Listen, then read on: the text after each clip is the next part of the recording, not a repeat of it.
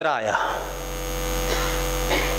दशहरे में देश की छुट्टी हो गई, स्कूल बंद हो गए, बच्चों के स्कूल बंद हो गए और सुप्रीम कोर्ट भी बंद हो गई। 15 दिन के बाद दिवाली आई। दिवाली मनाने के लिए भी स्कूल बंद हो गए और सुप्रीम कोर्ट बंद हो गई। स्कूल खुल गए, बच्चे पढ़ने जाने लगे, सुप्रीम कोर्ट खुली, उन्होंने कहा हां शुरू करें कि भगवान रामचंद्र जी थे या नहीं थे। उनके अस्तित्व पे चर्चा हो रही है और वो जज कर रहे हैं जिनकी 10 दिन छुट्टी दशहरा में भी ले रहे हैं और रामनवमी में भी ले रहे हैं और दिवाली में भी ले रहे हैं, और फिर कह रहे हैं कि बताएं कि हैं कि नहीं है, इस पे चर्चा होगी। ये झूठ और मक्कारी है। यानी अगर आप ईमानदार होते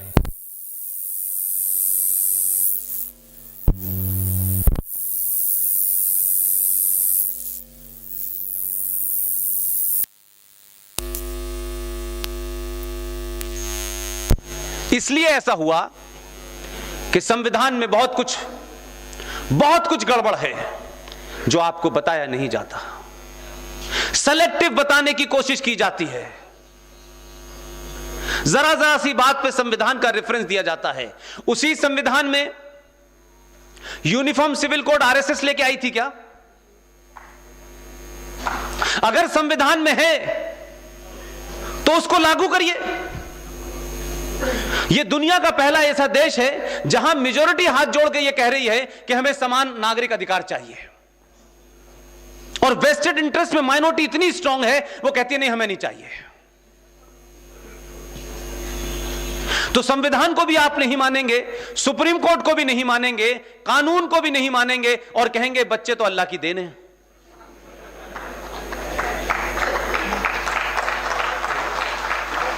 तो अभी मनु भाई कह रहे थे कि कुल मिला के 137 करोड़ जनसंख्या है।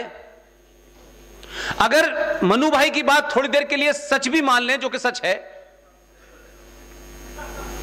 तब भी मुझे बताइए कि कोई यह बताता है कि 137 करोड़ होने के बाद सुप्रीम कोर्ट का कहना है कि 5 करोड़ बांग्लादेशी भारत में हैं, उनको कैसे हटाया जाए, कैसे निकाला जाए, इसके लिए सरकार सोचे। वो गिनती में नहीं है, और अगर वो गिनती में नहीं है तो क्या भारत का अनाज नहीं खा रहे, भारत का पानी नहीं पी रहे, रिसोर्सेज तो यही के इस्तेमाल कर रहे हैं। और अभी बांग्लादेशी मुसलमानों से आपका छुटकारा नहीं मिला था कि बर्मा से आ गए। उनकी तो गिनती नहीं है इस देश के अंदर। हम ये कहें पॉल्यूशन बढ़ रहा है, कैंसर हो रहा है, उम्र कम हो रही है, और चाइना क्या कर रहा है, अमेरिका में क्या हुआ, उन तमाम देशों की जिनके आप जिक्र करते हैं उनके यहां राष्ट्र पहले होता है, और हमारे यहां पॉलिसी बनाने से पहले राष्ट्र पीछे होता है, वोट सबसे आगे होता है। क्योंकि कॉम्बिनेशनों पे सरकार बनती है, 5% इधर से, 2% इधर से, 2.5% इधर से, मिला मिलू के सरकार बन गई, हो गया काम। आप अपने दिल पे हाथ रख के बताएं कि इससे पहले कभी आपने सरकार चुनने के लिए यह सोचा कि राष्ट्र को बचाने के लिए सरकार चुननी है। सरकार आती है, सरकार जाती है, पार्टियां बनती हैं, विचारधारा खत्म हो जाती है, कोई नई विचारधारा आ जाती है। लेकिन एक बात ध्यान रखिएगा, आपने जो एहसास सत्ता में बैठने वालों को कराया है, उन्हें इसलिए नहीं भेजा है एक्सप्रेस वे बनाने के लिए, आपने उन्हें इस बात के लिए भेजा है कि राष्ट्र बनाना है। इसलिए राष्ट्र में जो काम पहले होना है उसकी प्रायोरिटी तय कर दी इन्होंने। घुमा के बाद फिर आता हूं कि जम्मू कश्मीर में धारा नहीं हटी। गज़वाए हिंद आने का जो रास्ता था, जो जम्मू से लेकर चलता था और कोयंबटूर तक जाता था, उस मुहाने को बंद कर दिया है।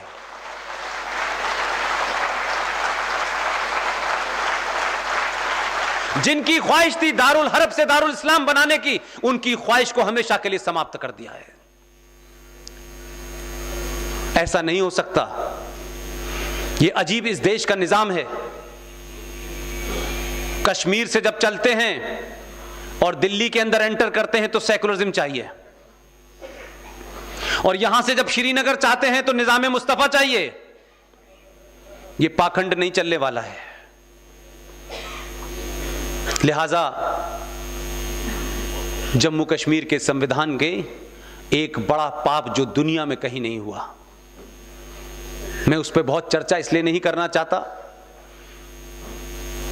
कि 5 अगस्त 2019 को जम्मू कश्मीर के संविधान, जम्मू कश्मीर की विधानसभा, जम्मू कश्मीर में तमाम बड़ी बड़ी चीजों का स्वर्गवास हो गया है। और मरी हुई चीजों के बारे में चिंता नहीं करनी चाहिए, बार बार जिक्र नहीं करना चाहिए। लेकिन जो बात मैं आपसे कहना चाहता हूं वो सुन लीजिए, वो सीरियस बात है, वो सीरियस बात है। घटना बहुत छोटी सी है। 1957 में जम्मू कश्मीर में स्वीपर्स की स्ट्राइक हो गई, क्योंकि शेख साहब का एक ही काम है, वो करते हैं, बाकी कुछ नहीं करते हैं। उस स्ट्राइक के समाप्त होने के बाद बख्शी गुलाम मोहम्मद साहब ने अपनी काबीना के 2 लोगों को पठानकोट, गुरदासपुर और अमृतसर भेजा, और इस हिदायत के साथ भेजा कि हिंदुओं में एक कम्युनिटी होती है जो सफाई का काम करती है, गंदगी उठाने का काम करती है। 200 वाल्मीकि लोगों को जम्मू कश्मीर में लाया गया। उनसे यह वादा किया गया कि हम आपको नागरिकता देंगे। 1957 में किसको नागरिकता की चिंता थी? वो बेचारे गरीब लोग थे, उन्होंने नौकरी करना शुरू कर दी। आज के कश्मीर को समझने से पहले अगर आप 57 के कश्मीर को समझ जाएं, 54 के कश्मीर को समझ जाएं, 48 के कश्मीर को समझ जाएं, तो आपको पता चलेगा कि कश्मीर में कोई जमहूरियत, कोई इंसानियत, कोई कश्मीरियत नहीं है। शुद्ध रूप से जिहादी हैं, हैवानियत का खेल किया उन्होंने, वहाबियत का खेल किया उन्होंने, और उसके ऊपर एक चादर चढ़ा के रखी। हम कश्मीरी इंसानियत की बात करते हैं, हम जो है कश्मीरियत की बात करते हैं, हम जमहूरियत की बात करते हैं। यह झूठ और मक्कारी मैंने दुनिया में नहीं देखी। उन 200 लोगों को लेके आए, और आप सोचिए कि इस बात का जिक्र आजाद भारत में पिछले 70 साल में किसी ने नहीं कहा, और किसी पार्टी और किसी संगठन ने नहीं कहा। आपको कहीं उड़ती उड़ती भी खबर नहीं मिली इस बात के बारे में। 57 में जिन 200 वाल्मीकि लोगों को लेके आया गया, आपने कहा हम आपको नौकरी देंगे और आपको नागरिकता देंगे। उन गरीब लोगों को नौकरी मिल गई, वो काम करने लगे। काम करते करते वक्त गुजर गया, लेकिन हिंदुओं से नफरत, हिंदुस्तान से नफरत इस आलम तक थी कि जम्मू कश्मीर के संविधान में एक एग्जीक्यूटिव ऑर्डर पास किया गया। यह खासतौर से मैं उन लोगों से जरूर कहता हूं जो सुबह से लेकर शाम तक जय भीम और जय मीम में लगे हुए हैं। उनके चेहरे की मक्कारी को उतारिए पब्लिक। ये छोटे भाई का पजामा, बड़े भाई का कुर्ता पहने बड़ा ज्ञान देते हैं, बहुत ज्ञान देते हैं ये। इनसे पूछिएगा कि अगर 1% भी कुरान मजीद को जानते हो, उसको पढ़ते हो, अल्लाह पे यकीन है, तो अल्लाह ने कहा है कि जो अखलुकुल मखलूकात यानी supreme creation of Allah is human being, उसमें कोई फर्क नहीं हो सकता, सब बराबर हैं। यह तुम्हारा दावा है, यह तुम्हारा दावा है।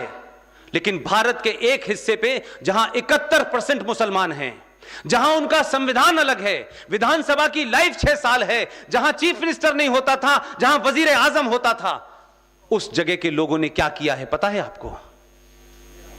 अगर थोड़ी देर के लिए जिस कुरान को मानते हो, जिस अल्लाह को मानते हो, जिस प्रॉफिट को मानते हो, अगर उसके प्रति भी ईमानदार हो, तो भी तुम दुनिया में सबसे बदमाश और मक्कार लोग हो।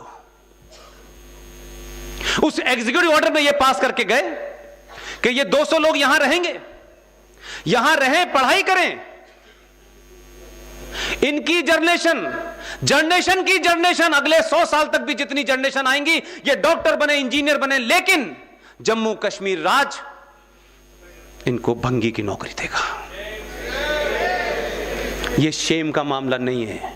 मैंने आपसे कहा जब चिल्लाना है तो बोलिए मत, और चिल्ला नहीं सकते तो चिल्लाने वालों के साथ खड़े हो जाइए।